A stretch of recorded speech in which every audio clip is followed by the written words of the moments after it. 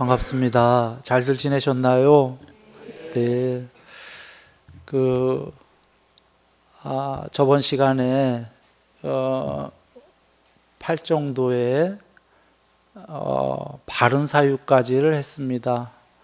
오늘은, 그 다음부터 한번 나가보도록 하겠습니다. 팔정도의 세 번째인 바른 말입니다.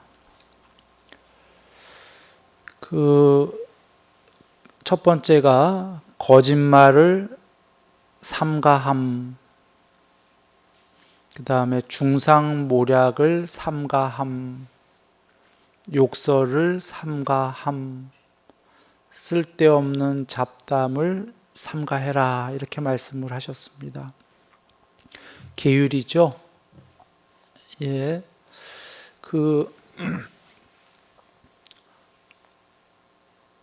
저 중에 일단 거짓말을 한번 보면은요,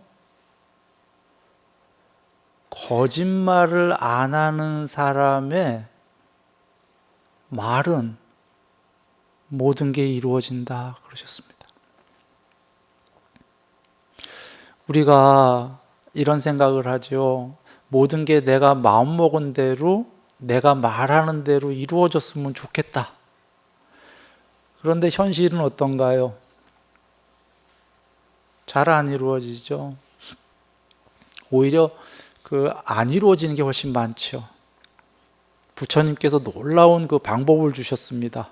100% 이루어지는 방법. 거짓말을 안 하면 100% 이루어진다고 그러셨어요. 이유가 뭘까요? 거짓말을 안 하는 사람이 무엇무엇아 이루어져라 했는데 그게 안 이루어지면 그 사람 뭐 한 거죠? 거짓말한 거잖아요.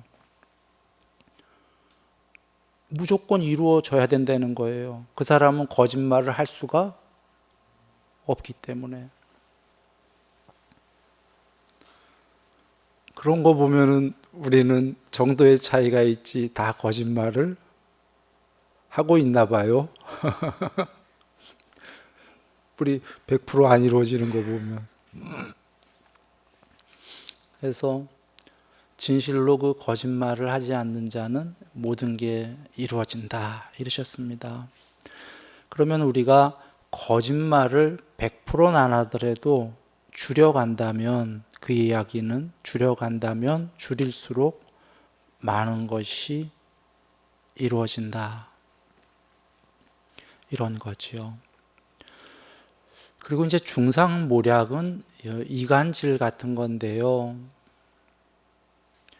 여기서 들은 이야기를, 험담을, 남에 대한 험담을 저기다 옮기고, 저기서 들은 걸 또 여기다 옮기고, 이런 거예요.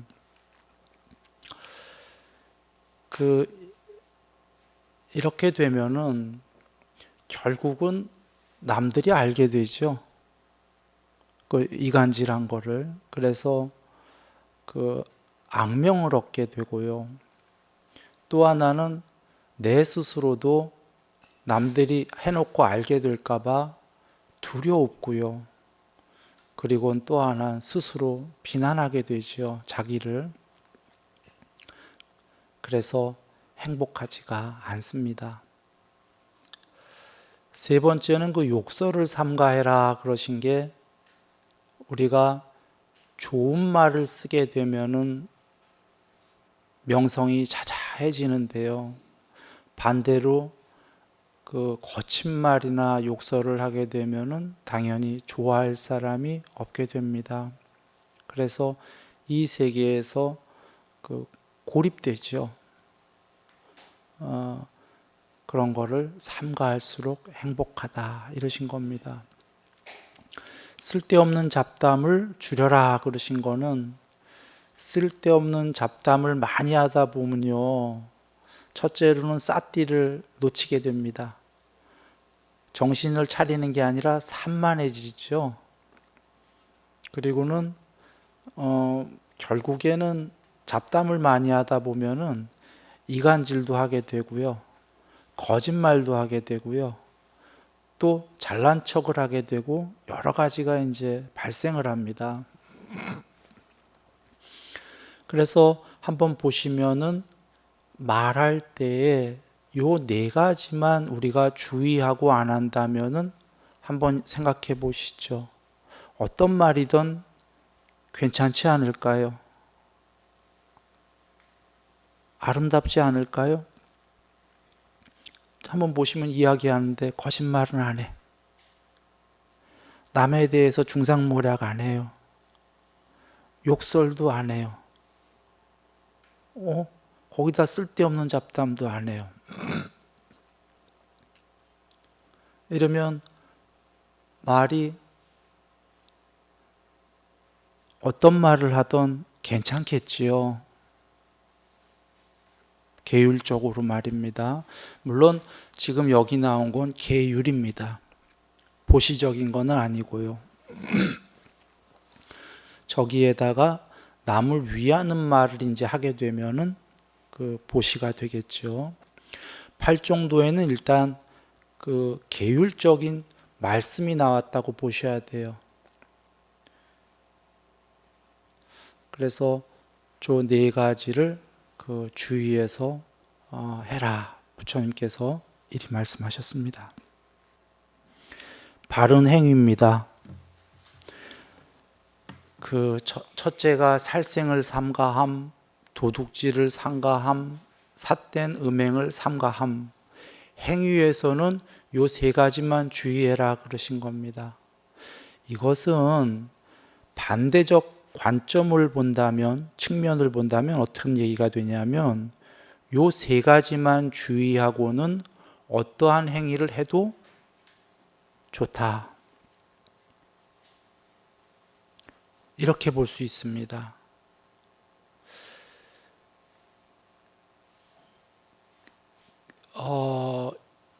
지금 바른 말에 이어서 바른 행위를 보시면 한마디로 요약하면 계율은 이겁니다. 남으로부터 내가 당하기 싫은 것을 내가 남에게 하지 않는다. 지금 계율은 그겁니다. 한번 보시면 여적 바른 말과 바른 행위를 거꾸로 하면은 삿된 말과 삿된 행위인데 남으로부터 이걸 받고 싶은가요? 그러니까 남으로부터 살생을 당하고 싶냐 이 얘기입니다. 싫죠. 나가 당하기 싫은 거는 남한테 하면은 될까요? 안 될까요? 안 된다 그 얘기입니다. 남에게 거짓말을 당하면 나중에 거짓말인지 알았어요. 기분 좋을까요? 굉장히 안 좋죠. 이간질 당했어. 굉장히 안 좋죠. 그래서 나도 당하기 싫은 거는 안 하는 게 옳다 그러시는 거죠. 이거 사실 굉장히 그 쉽고 단순하고 정당성을 띈 거잖아요. 그런데 부처님께서 이리 하지 마라 하신 거는 의외로 많이들 이렇게 하고 있다는 거죠. 사실은 굉장히 많이들 이렇게 대다수가 정도의 차이가 있지 하고 있다는 겁니다. 그래서 나는 당하기 싫은 걸 남한테 하고 있다는 거죠. 그러면 나는 당하기 싫으면서요, 남들에게 많이 이런 걸 한다면 그 존재의 레벨이, 등급이, 차원이 사실 얼마만큼 될 것인가, 이걸 여겨볼 필요가 있습니다. 존재의 레벨이 그렇게 높진 않겠죠? 네. 그래서 남으로부터 당하기 싫은 걸 나가 안 하면은 그때서야 존재가 그래도 어느 정도 높은 존재다.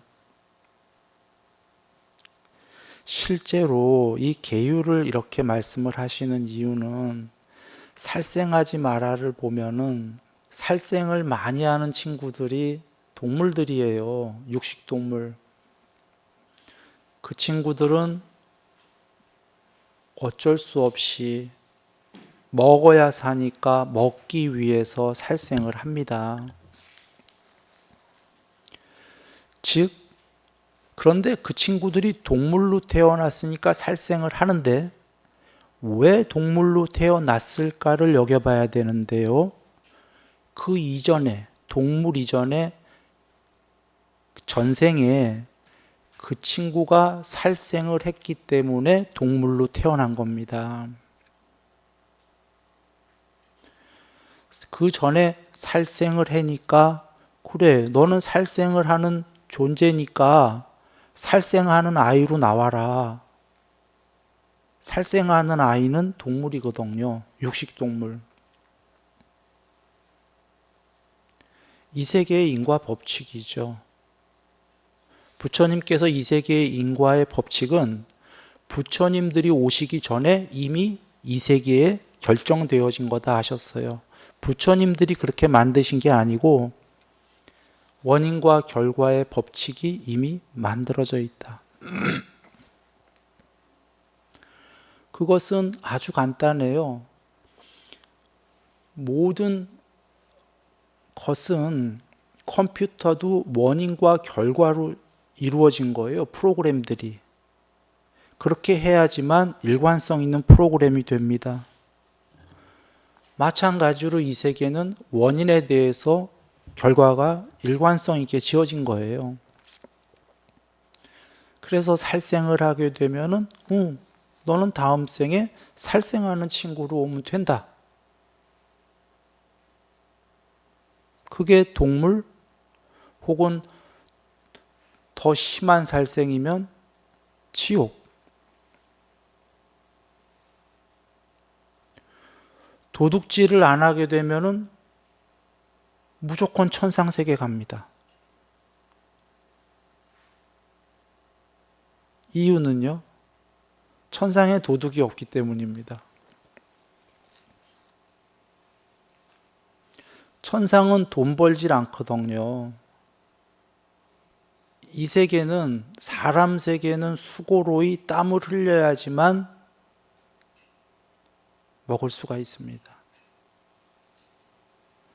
수고로이 땀을 흘리는 걸 경제가 발전하다 보니까 이제 돈이라는 화폐 수단이 나온 건데요. 천상 세계는 수고로이 땀을 흘릴 이유가 없거든요. 그냥 생겨요. 원하는 것들은. 원하는 게 그냥 생기는데 도둑질할 사람 있나요?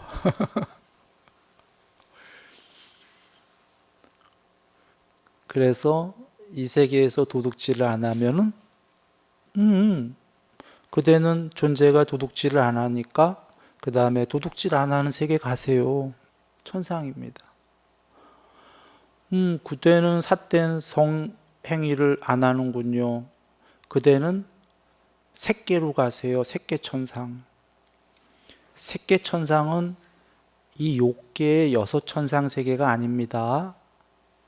욕계의 여섯 하늘 세계는 마음으로 이루어진 몸의 그 천상이고요. 우리가 흔히 아는 저번 시간에 얘기 드린 제석천왕, 신들의 왕 이런 분이 사는 곳은 6개 천상 중에서도 33천이라고 우리보다 2단계 위의 세계예요. 그렇게 안 높아요.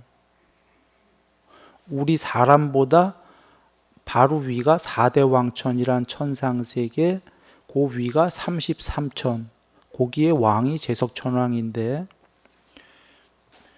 그런 천상세계가 6개가 있고요. 3개는 그 천상이 아니라 그거보다 더 높은 천상입니다. 그래서 그 신들은 몸이 빛이에요. 빛. 평소엔 빛으로 있다가 회의를 하게 되면 신들끼리 회의할 때 사람 모양으로 변신해서 나와요. 그런데 그 세계에는 성별이 없어요. 남녀가 없어요. 그러므로 아까 여기 지금 세 번째인 삿된 음행이 없다면은 당연히 남녀가 없는 색계의 높은 신이 그대는 되라. 이렇게 돼 있는 법칙이에요. 즉 여기에 계율은 단순히 지켜라 이런 문제가 아니고요. 이거 하나하나가 그 존재의 차원을 결정하는 중차대한 문제다 이 얘기입니다. 즉 요약하면 이렇게 하지 마라를 많이 하면 존재가 낮은 존재고요.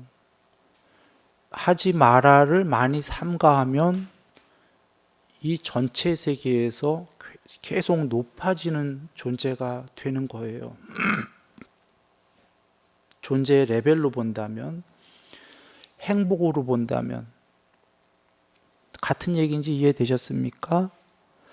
낮은 차원으로 가면 불행이 많고 높게 가면은 행복이 훨씬 큰 그런 존재다.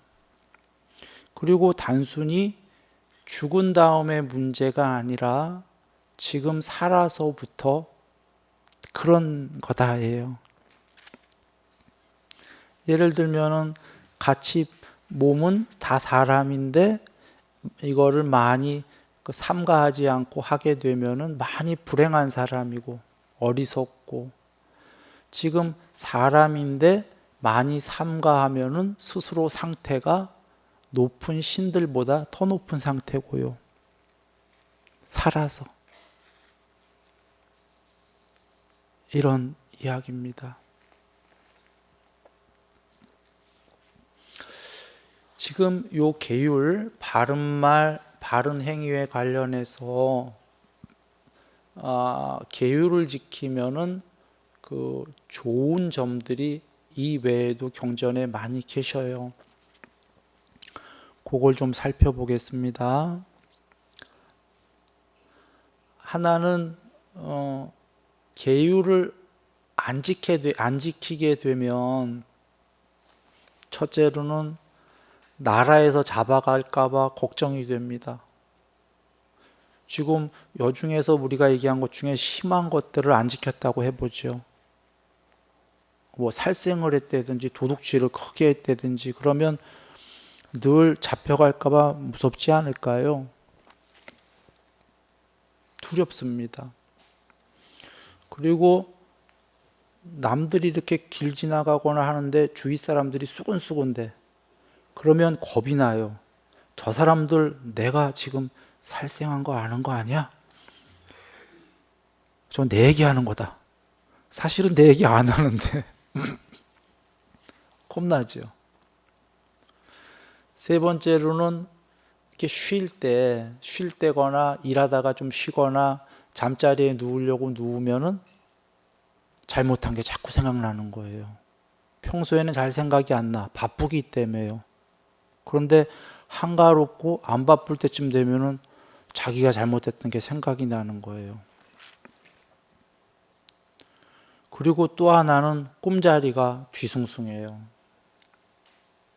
이게 꿈을 올바로 꿀 수가 없거든요. 또 하나는 이런 말씀도 논파할 수 없는 경우에 계셔요. 나쁜 짓을 많이 한 사람은 살아서도 불행하지만 죽을 때 오 제발 종교에서 얘기하는 지옥이 없기를, 오 제발 윤회가 없기를, 그게 전부 엉터리 소리이기를. 그런데 그 경에 뭐라고 계시냐면 그러나 알게 될 것이다. 죽자마자 있었다라는 걸. 부처님께서 그러십니다. 즉 앞서서 얘기 드렸다시피 아까 살생을 하면 동물, 나쁜 곳 혹은 악처, 최악이면 지옥, 이런 데는 거죠. 거꾸로 계율을 잘 지키는 사람은 첫째로 나라에서 자기를 잡아갈까 걱정을 할까요? 안 하고요. 오히려 상 줄까 봐 기대합니다. 둘째로는 사람들이 수군수군 되면은요, 주위의 사람들이 기분 좋습니다. 저 사람들 내 칭찬하나 봐. 사실은 내 칭찬 안 하고 그냥 본인들 얘기하는 건데도 내 칭찬할 수도 있지 하고. 세 번째로는 앉거나 자기 전에 누우려고 이렇게 누워 있으면 당연히 나쁜 짓 안 했으니까 두려운 생각은 없고요. 그러면 뭐가 있을까요? 행복합니다. 쉴 때는 너무 행복한 거죠. 마음이 한가롭기 때문에. 마음에 구름 한 점 없으니 얼마나 행복합니까? 그리고는 꿈자리가 뒤숭숭한가요? 꿈이 행복한 꿈을 꿉니다. 실제로. 그리고는 그는 이런 생각을 합니다. 이것도 논파할 수 없는 경에 나온 건데, 이런 얘기, 죽을 때 이런 생각을 하죠. 아, 내가 천상이 있는지 이런 거야 모르지. 모르지만 종교들에서 그런 거 있다고 그러니까 죽었을 때 있으면 좋고, 제일 좋고, 없어도 한 생 잘 살았다. 나쁜 짓 안 하고 행복하게 살았다 이거죠. 그 어느 시인이 그러셨다고 그럽니다. 그 죽은 다음에 천상강인가 가면은 뭐 어땠노라고 어땠냐고 물어보면 행복했노라고. 뭐 내 시 잘 외우지는 못하는데 내용은 대충 그런 뜻일 겁니다. 그분 나쁜 짓 안 하고 살았잖아요. 천상병 시인님이신가? 예. 아름다운 노라고. 아름답게 잘 살았다 이거죠. 그런데 거기서 부처님이 얘기하십니다. 그러나 죽자마자 그는 알게 될 것이다. 무엇을요? 천상세계가 있었다는 걸. 이겁니다. 그리고는 또 다른 경전에 이런 말씀도 계십니다. 계율을 잘 지키는 사람은 방일하지 않기 때문에 살아서 많은 재물을 모을 것이요 좋은 명성을 얻을 것이다. 어떤 회중 집단에 들어가더라도 떳떳하고 당당할 것이요 죽을 때 여행 가듯이 깨끗하게 준비하고 죽을 것이다. 죽자마자 누가 데려다 놓은 것처럼 바로 천상세계에 태어나 있을 것이다. 요약하면 살아서 좋고 죽어서도 좋다. 살아서도 여기 행복만이 아니고 지금 재물, 명성 다 나왔어요. 근데 그것뿐이 아니라 떳떳하고 당당하기까지 해야 됩니다. 더 나아가 문제는 죽을 때 두렵잖아요. 그런데 죽음을 저기 태국 여행 가듯이 유럽 여행 가듯이 준비하고 두려움이 적다는 얘기죠. 지금 여행 가듯이 준비하고 깨끗하게 준비하고 아름답게 죽는다. 그리고 죽자마자 때까닥 하고서는 천상세계의 화생, 부모님 필요 없이 바로 생겨나는 거죠. 그런데 앞에서 그 방일하지 않기 때문에가 나왔어요. 열심히 산다 그 얘긴데요. 계율하는 사람은 방일하지 않대요. 그게 무슨 상관일까 한다면 계율이 사실은 삶에서 목표를 세우고 어떤 목표를 이루어야지 하고 사는 것보다도 어려워요. 계율이 쉽지는 않아요. 계율이 쉽진 않은 이유는 습관 때문이에요. 불교 용어로는 경향성인데 내가 주로 뭘 하는 습관, 중독, 습관, 이게 꼭 무슨 알코올 중독, 이렇게 일 중독 이런 것만 얘기하는 게 아니라 모든 습관인 거죠. 습관은 계속적으로 반복적으로 그것을 한다인데 그것을 사실 안 하는 게 이게 계율이거든요. 어찌 보면 우리가 나쁜 습관들이 배어 있기 때문에요. 그러니 계율한다는 게 이게 어려운 거죠, 사실은. 그런데 그래서 어려운 그걸 하는 사람은 다른 것들은 오히려 쉬운 거죠. 그래 그 사람은 열심히 산다 이 얘기입니다. 방일하지 않고. 실제로 종교인들, 계율적인 사람들 열심히 사는 거 주위에서 다 보시죠. 그러면 열심히 사는 사람이 살아서 많은 재물을 모은다는 건 지당하지 않습니까? 삶에 재벌은 조금 다른 문제일 거예요. 재벌은 전생에 큰 공덕들을 졌겠지만 작은 부자 되는 건 사실 전생이 물론 공덕이 있다면 더 쉽겠지만 그거 없이도 누구나 열심히 하면은 부자 되는 건 되는 겁니다. 그러니 계율적인 사람이 방일하지 않고 열심히니까 살아서 많은 재물을 모으는 건 지당한 거죠. 그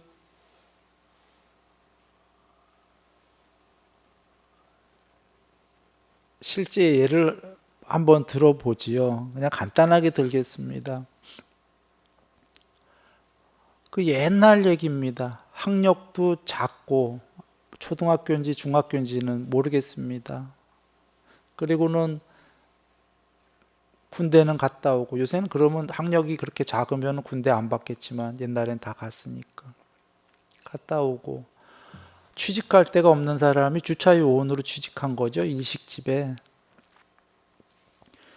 그 당시 요새 일식집은 그냥 많지요. 옛날엔 일식집 하면은 그건 뭐 굉장한 요리집이죠. 아무나 못 가는 뭐 이런 데일 텐데. 거기에 주차 요원으로 취직해 갖고 그냥 주차만 시키면 되는데 대시보드를 닦은 거예요. 들어오는 차마다 주차시켜 놓고 그 차에 청소를 해준 거죠. 그러니까 칭찬을 듣는 거죠. 이거 봐라. 창문을 그 다음에 닦으니까 더 칭찬 듣고 이거 봐라. 차 안에 청소를 해주고 싶어요. 그러니까 칭찬만 드는 게 아니라 가끔 팁도 받고 부수입이 생긴 거예요. 그래서 그 주인한테 그 독일제 청소기 사달라고 그래갖고 그 당시에는 이제 그 청소기도 차 실내 청소기도 별로 없을 때인 거지요. 그게 굉장히 고가인데 그냥 사달라면 그 사장이 안 사줬을 텐데 이 청년이 너무 성실하거든. 그래서 손님이 막 늘었거든. 근처에 일식집 손님이 다 일로 오기 시작했어요. 번창하고 있어. 그래서 좀 더 번창해야 되겠다고 고가의 독일제 청소기를 사준 거예요. 믿으니까. 그러니까 진짜로 그것도 쫙 막 청소도 하고 더 막 이 일식집에 손님이 더 번창하고 그런 거죠. 그래서 그 청년은 나중에 부지배인인가 부사장인까지 됐다는 그런 일화가 있습니다. 열심히만 하면은 근데 이런 일화는 실제로 수도 없이 있어요. 예. 그래서 그러나 여기서는 전에 혹시 궁금한 분은 전에 본문들 쭉 들춰보면은 많이 얘기했습니다. 열심히 하면은 부자 되는 건 여반장이죠. 여반장입니다. 근데 가다가 안 하고 가다가 안 하고 이래서 그런 거지. 그래서 많은 재물을 모은다와 좋은 명성은 뭐 당연히 계율적인 사람이 명성을 얻고 비계율적은 악명을 얻는 거니까 좋은 명성을 얻게 되지요. 거기에 어떤 회중에 가도 떳떳하고 당당할 수밖에 없는 게 계율적이기 때문에, 그리고 앞서 얘기 드렸다시피 한 생 잘 살았기 때문에 죽을 때 여행 가듯이 깨끗하게 준비하고 말이죠. 아까 논파할 수 없는 경에서처럼 천상세계가 있다던데 하면서 은근히 기대하는 거죠. 있으면 좋고 없으면 말아라. 그래도 한 생 잘 살았다. 그러고서는 죽었는데 있네. 그래서 좋은 천상세계에 태어날 것이다. 이게 계율이라고 그러셨어요. 이것이 그런 이유는 앞서서 얘기 드렸습니다. 계율은 전부 그 존재의 레벨과 상관이 있는 겁니다. 그리고 더 중요한 거는 이런 겁니다. 계율은 스스로 비난받지 않는 내면의 행복. 작게는 남으로부터 비난받지 않겠지요. 크게는 남의 문제가 아니라 스스로 자기 비하를 안 시키기 때문에 내면에서 우러나오는 행복. 혹시 이런 분 계셔요? 대다수가 그러지 않나요? 뭘 잘못하면 부처님 죄송합니다. 잘못했습니다. 마음속으로. 우리 대다수가 그렇지 않습니까? 그러면 그거 자체가 지금 잘못한 걸 알기 때문에 사실 그것도 한두 번이지 맨날 부처님 잘못했습니다. 마음속으로 맨날 절 드릴 때마다 잘못했습니다. 그것도 괴롭잖아요. 그런데 그런 게 없어지면은 행복하지 않습니까? 그래서 그 부처님께만 안 해서 행복한 게 아니라 정말 그 내면에서 우러나오는 스스로의 그 행복. 그래서 지금 이런 곳을 삼가하고 이것을 삼가하면서 말과 행위를 하는데 그 나머지는 하고픈 대로, 물론 100% 막 하고픈 대로 하면 안 되겠지만 이거를 삼가하고서는 마음대로 한다는 거는 방종이 아니라는 거 이해되시죠? 이런 말을 삼가하면서 어떤 말을 하던, 이런 행위를 삼가하면서 어떤 행위를 하건, 그건 방종이 아니라 즐겁고 아름다운 경험이 될 수 있습니다. 물론 나중에 공부가 더 넘어가면은 그 경험들의 내면에 있는 의도들도 조금씩 소멸해 가야 되지만 일단은 이 단계에서 얘기 드릴 것은 이런 것을 삼가하면서 나머지는 마음먹은 대로 행위를 하고 행복해질 수가 있다는 거죠. 그 다음번 넘어가 보겠습니다. 바른 생계. 네, 이거는 그냥 점점점 이렇게 해놨습니다. 다 아시는 거기 때문에 이렇게 했습니다. 다 한다는 건 바른 직업, 바른 생계는요, 앞에서 말씀드린 그 바른 말과 바른 행위로 하는 직업이에요.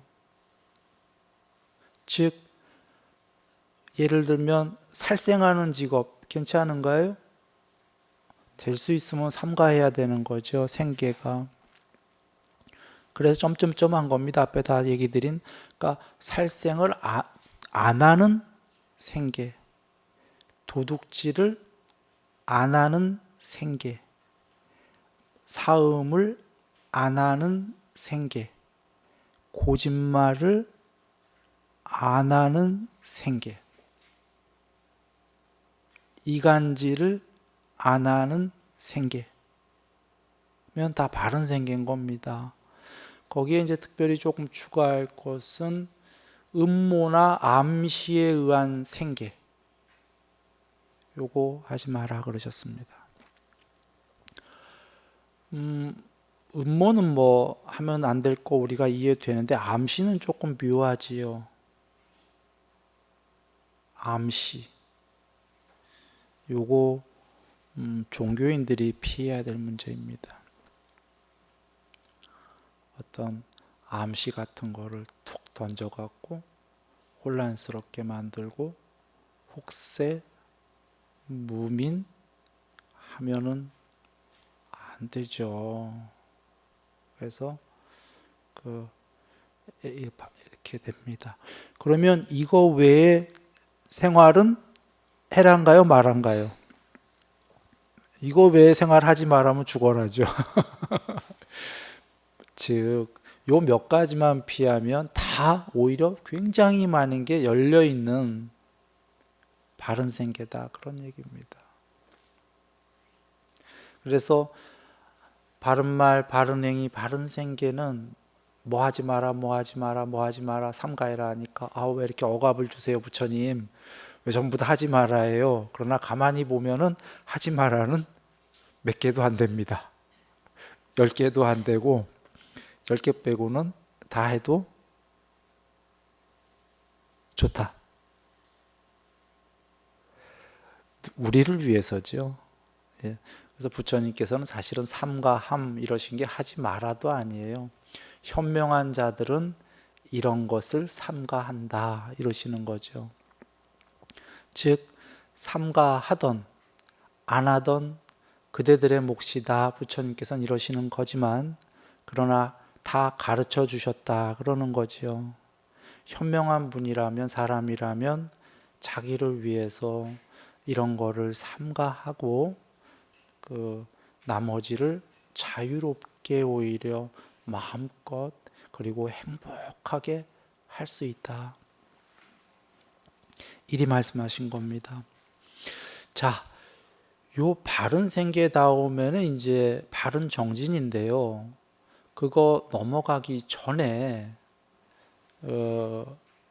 이 계율을 얘기 드렸으니까 여기에는 늘 가로 열고 보시 가로 닫고가 같이 간다. 수레에는 바퀴가 2개가 있고 2개의 바퀴가 있어야지만이 가듯이 한쪽은 계율이요, 한 바퀴는 또 다른 바퀴는 보시의 바퀴입니다.